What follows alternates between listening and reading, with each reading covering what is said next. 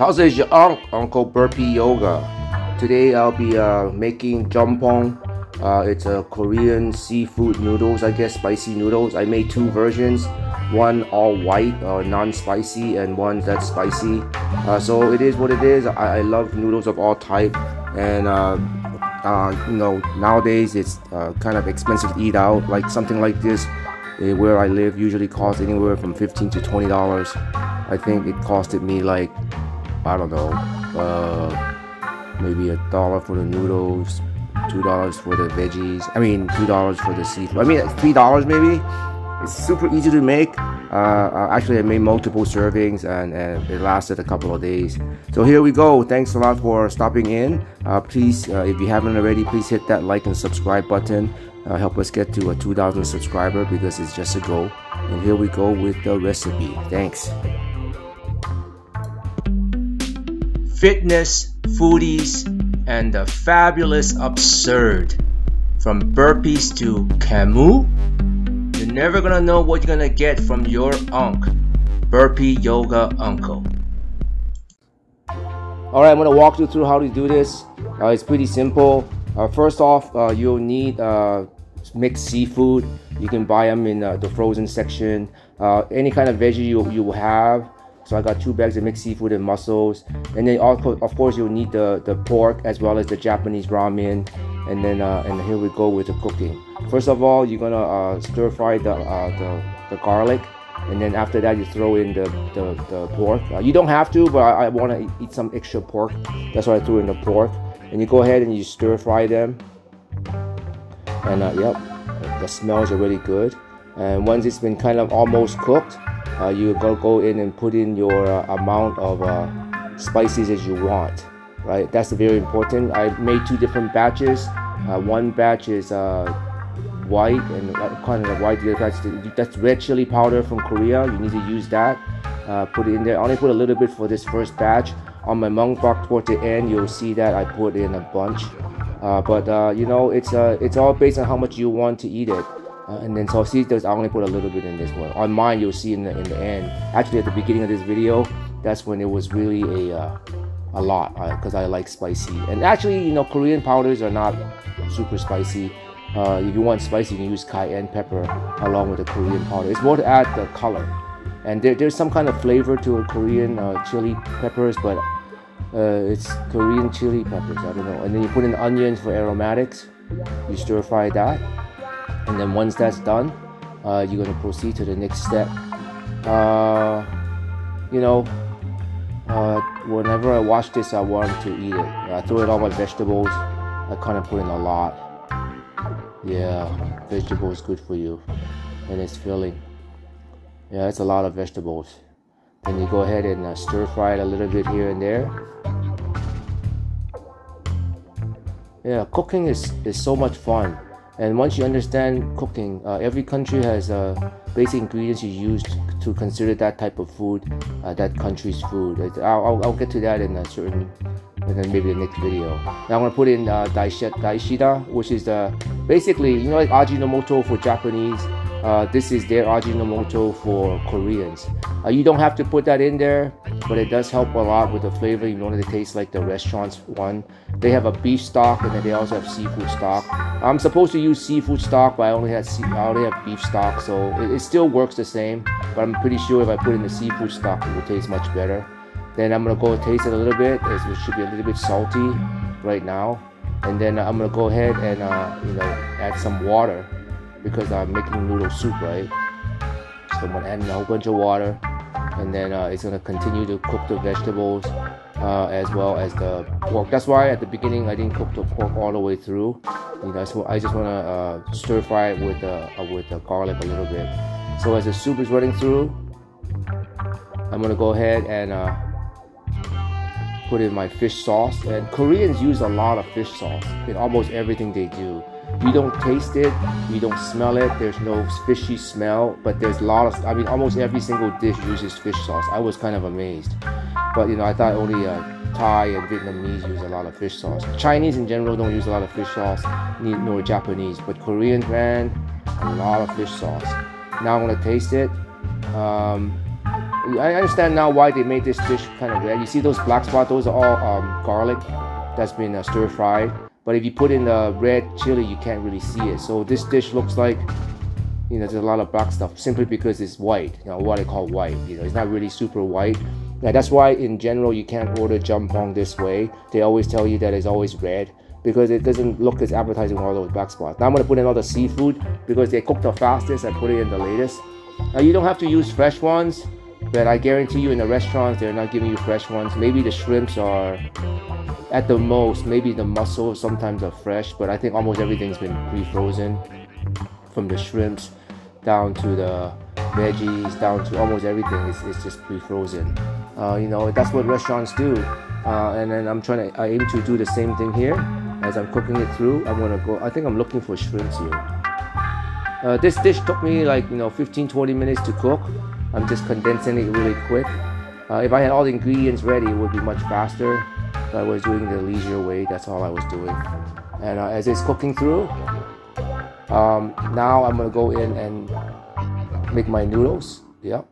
And then you can use Korean pan noodles, or you can use Japanese noodle, any kind of noodles to do. Oyster sauce, put into taste. Again, that's why you taste it. I don't really have recipes in mind. I'll just give you all the parts that you need. You know, there's other websites that give you precisely for two or whatever how much you put in. I don't really have that. I just put in as I see fit. Oysters, that's a soy sauce to put in there too, a little bit. I think the dish is pretty much done. Now it's gonna boil away, and then I'm gonna go ahead and stir it a little bit. See, it's pretty much done. I think I'm gonna start plating it pretty soon. I didn't add anything. It's just has to do with the shrimp. The color of the soup changed because there's shrimps in there and the seafood. And I'm gonna put in the mussels now. And you know where I got the cheapest frozen mussel? Where I'm at? Filipino markets. That bag that I had was only $2.99. That was really cheap. I mean, that's like super cheap. I was kind of surprised. But they're frozen mussels. And then put it to a boil, and I think I'm done. I'm gonna start putting it in my bowl. Yep, get it ready to serve. My noodles are done. And that's it. And what I'm gonna do in the second half of the video is I'm gonna do the mukbang of the second bowl I made, and I'll put how I made that one. The only difference really is I just added more Korean chili powders to it. So this is the final version of the white version of the jjampong, and then you're gonna garnish it with green onions and also sesame seeds. If you grind them and toast them, it'll be better, as well as sesame oil. And that's it. Please hit that like and subscribe button. And here comes my mukbang, as well as the red part, the red chili version. That was really short because it basically cooked the same way. Here we go.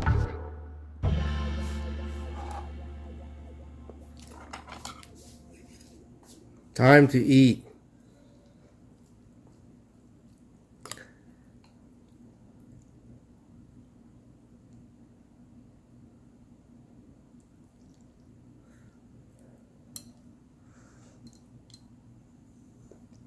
Ooh, carrots.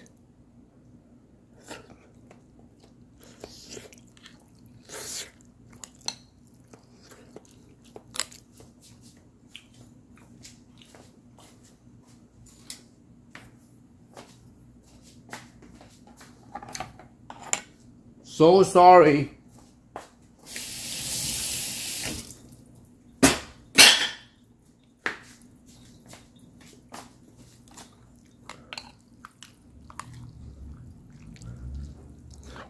Got the bone, muscles.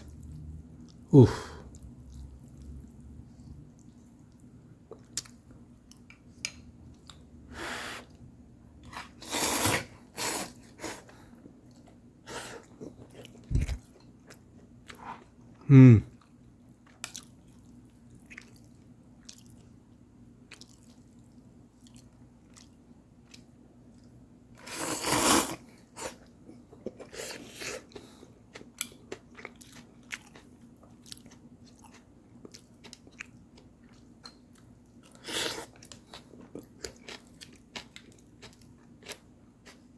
Mm.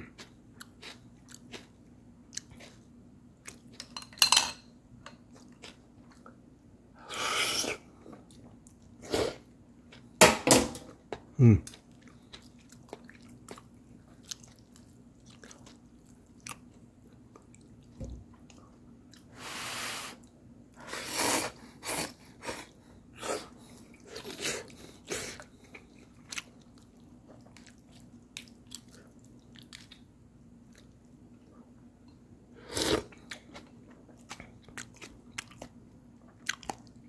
My own kimchi.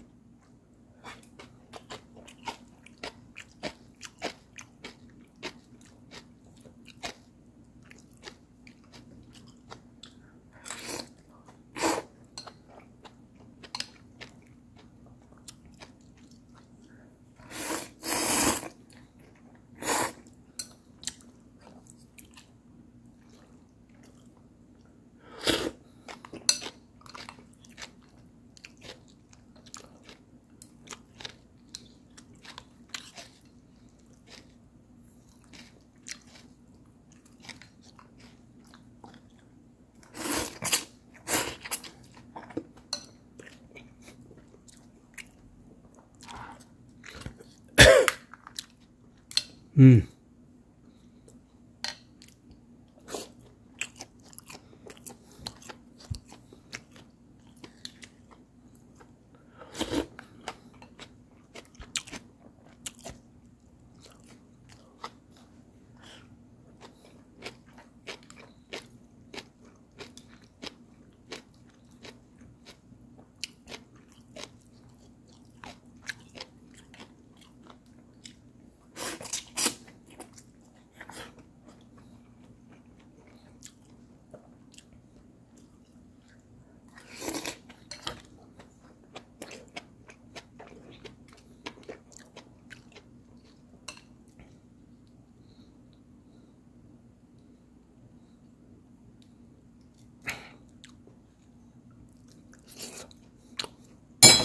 All good.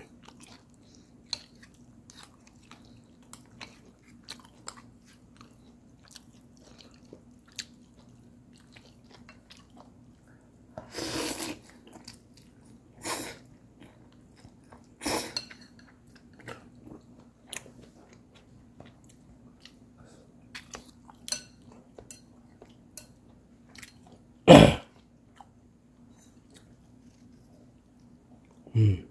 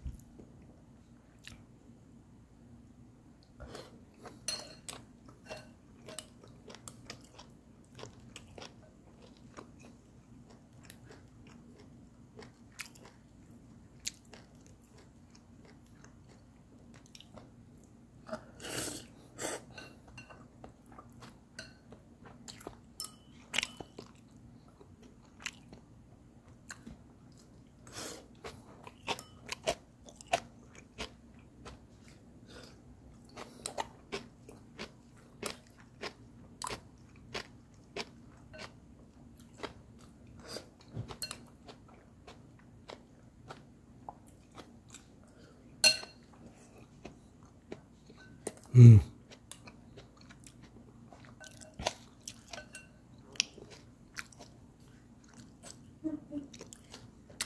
last mussel.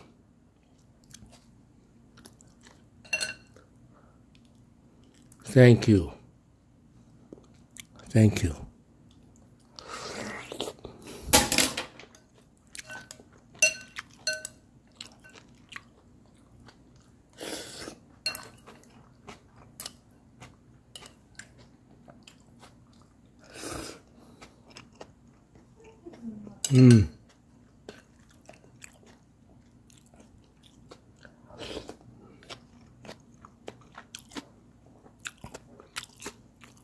Always see what you see.